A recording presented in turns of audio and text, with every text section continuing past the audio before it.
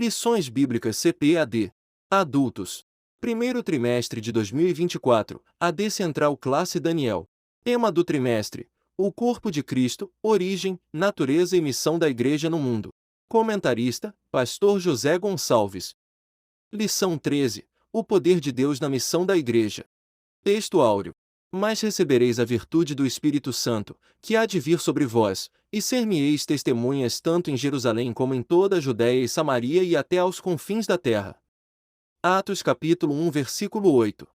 Verdade prática. O Espírito Santo é a força motriz que movimenta a Igreja. Sem o poder do Espírito, a Igreja é incapaz de cumprir a sua missão. Leitura bíblica em classe. Atos capítulo 13 versículo 1 ao 4. Na igreja que estava em Antioquia havia alguns profetas e doutores, a saber, Barnabé, e Simeão, chamado Níger, e Lúcio, Cireneu, e Manaém, que fora criado com Herodes, o tetrarca, e Saulo. E, servindo eles ao Senhor e jejuado, disse o Espírito Santo: Apartai-me a Barnabé e a Saulo para a obra que os tenho chamado. E então, jejuando, e orando, e pondo sobre eles as mãos, os despediram. E assim estes, enviados pelo Espírito Santo, desceram a Seleucia e dali navegaram para Chipre. Introdução. Nesta lição focaremos nossa atenção no poder do Espírito Santo na missão da Igreja de Cristo. Aqui, mostraremos que o povo de Deus não pode prescindir do revestimento do poder pentecostal para obter êxito na sua missão na terra. Assim, que a ação do Espírito Santo, e a contemporaneidade de seus dons na Igreja, não se trata de uma mera opção, mas de algo imprescindível, a sua maior necessidade. Sem o Espírito Santo, a Igreja local não anda nem cumpre sua vocação. Palavra-chave: revestimento. Tópico 1. A doutrina do Espírito Santo segundo o evangelista Lucas. 1. O ensino revelado nos escritos de Lucas. Tanto o Evangelho quanto o livro de Atos, ambos escritos pelo evangelista Lucas, revelam o ministério do Espírito Santo na vida de Jesus e da primeira igreja como uma necessidade imperiosa. Nesse sentido, o evangelista mostra que sem a ação do Espírito no ministério de Jesus e na vida da igreja, os cristãos não estariam qualificados para ser testemunhas do Senhor. Essa promessa estava associada ao revestimento do poder do Espírito, conforme descrito nas palavras de Jesus como o poder do alto. 2. O enchimento do Espírito como experiência necessária. O Senhor Jesus só começou o seu ministério depois de ser cheio do Espírito Santo. Nosso Senhor fez a obra de Deus e a fez no poder do Espírito Santo. Ele foi capacitado pelo Espírito Santo e dependeu dele para exercer o ministério. Da mesma forma, a Igreja só deveria iniciar o trabalho missionário quando fosse revestida desse mesmo poder. Por isso, podemos afirmar que, no contexto literário do evangelista Lucas, especialmente no livro dos Atos dos Apóstolos, o Espírito Santo aparece como uma necessidade, não como opção. 3. Do enchimento do Espírito como uma experiência concreta. Se por um lado Lucas apresenta o Espírito Santo como uma necessidade na vida da Igreja, por outro, ele mostra que o enchimento do Espírito ocorre como uma experiência concreta na vida do crente. Nesse sentido, o livro de Atos retrata a experiência pentecostal como um acontecimento objetivo, não subjetivo. Ela podia ser vista e ouvida. Havia manifestações físicas que se tornavam reais para quem as tinha e visíveis para quem as presenciava. Em outras palavras, quem recebeu sabia que havia recebido. Sinopse 1. A doutrina bíblica do Espírito Santo assegura que o seu poder é imprescindível ao cristão e à Igreja. Tópico 2. O Espírito Santo capacitando as testemunhas. 1. Capacitando as testemunhas. No livro de Atos, é possível perceber o ensino da capacitação do Espírito Santo sob diferentes perspectivas. Primeiramente, o Espírito capacitando líderes para o desempenho da obra de Deus. Nesse sentido, vemos o apóstolo Pedro sendo cheio do Espírito Santo quando foi confrontado pelos sacerdotes, o apóstolo Paulo quando é cheio do Espírito Santo para resistir a Elimas, o mágico. Depois, vemos também que não eram só os que faziam parte do colégio apostólico que eram cheios do Espírito. Pessoas comuns também eram revestidas do poder do alto. Na verdade, o que se observa em Lucas é que o revestimento do Espírito veio sobre toda a carne. 2. Pessoas simples capacitadas pelo Espírito. Vemos isso claramente quando Ananias, até então, um ilustre desconhecido, é convocado por Deus para impor as mãos naquele que seria o maior apóstolo de todos os tempos, Paulo. Assim também Estevão e Filipe, que haviam sido escolhidos para servirem às mesas, fazendo sinais e prodígios. Fica patente que Deus não tinha uma classe privilegiada para fazer a sua obra. Ele possuía testemunhas capacitadas pelo Espírito Santo. 3. Capacitando a Igreja. No contexto literário e doutrinário de Lucas, a Igreja do Novo Testamento é vista como portadora de uma missão profética. Nela, há um ministério profético de todos os crentes. Nesse sentido, conforme o contexto de Atos, o testemunho não é apenas individual, como mostrado nesta lição, mas também de toda a Igreja descrita em Atos.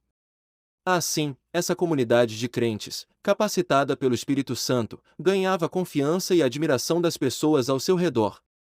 Portanto, o crescimento das igrejas em Atos estava associado ao testemunho dado pelos grupos de crentes capacitados pelo Espírito Santo. Sinopse 2. A capacitação do Espírito Santo é evidenciada na vida de suas testemunhas, repercutindo ao seu redor. Tópico 3. O Espírito Santo como fonte geradora de missões. 1. O envio missionário. O capítulo 13 do livro de Atos dos Apóstolos narra o envio dos primeiros missionários da igreja em Antioquia. O que chama a atenção nessa narrativa é a participação ativa do Espírito Santo no envio missionário.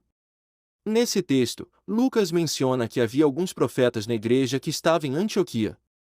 É bem possível que essa observação do autor sagrado fosse para explicar como se deu a participação do Espírito Santo no comissionamento de Paulo e Barnabé para a primeira viagem missionária. Lucas mostra que, por intermédio dos dons do Espírito, os dois obreiros foram separados para uma grande obra de maneira clara e audível.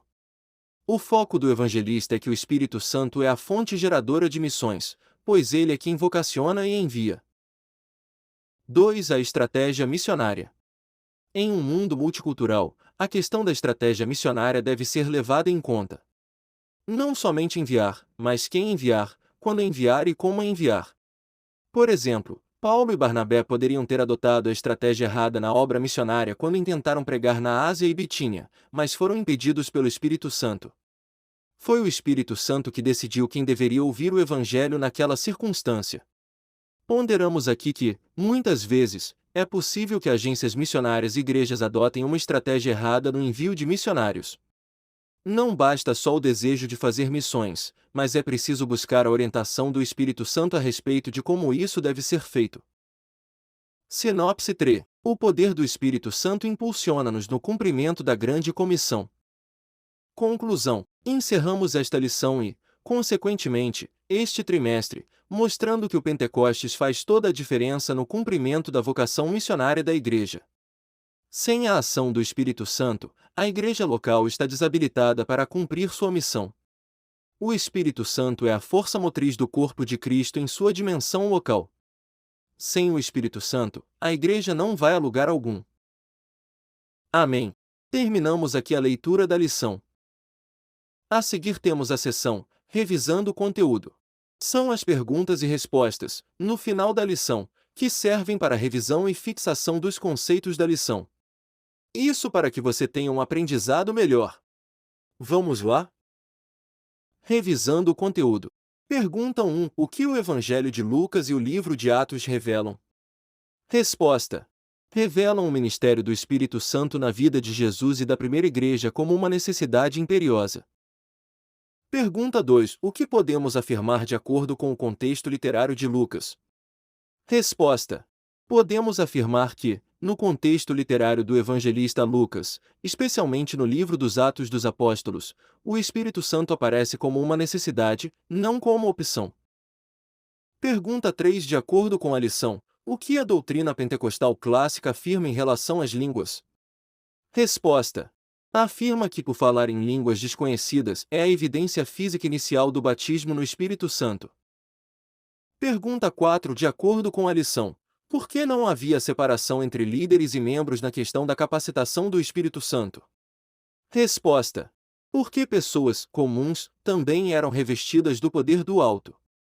Na verdade, o que se observa em Lucas é que o revestimento do Espírito veio sobre toda a carne. fica patente que Deus não tinha uma classe privilegiada para fazer a sua obra. Ele possuía testemunhas capacitadas pelo Espírito Santo. Pergunta 5. O que chama atenção na narrativa de Atos 13? Resposta. O que chama a atenção nessa narrativa é a participação ativa do Espírito Santo no envio missionário. Amém. Parabéns por ouvir o áudio completo da lição.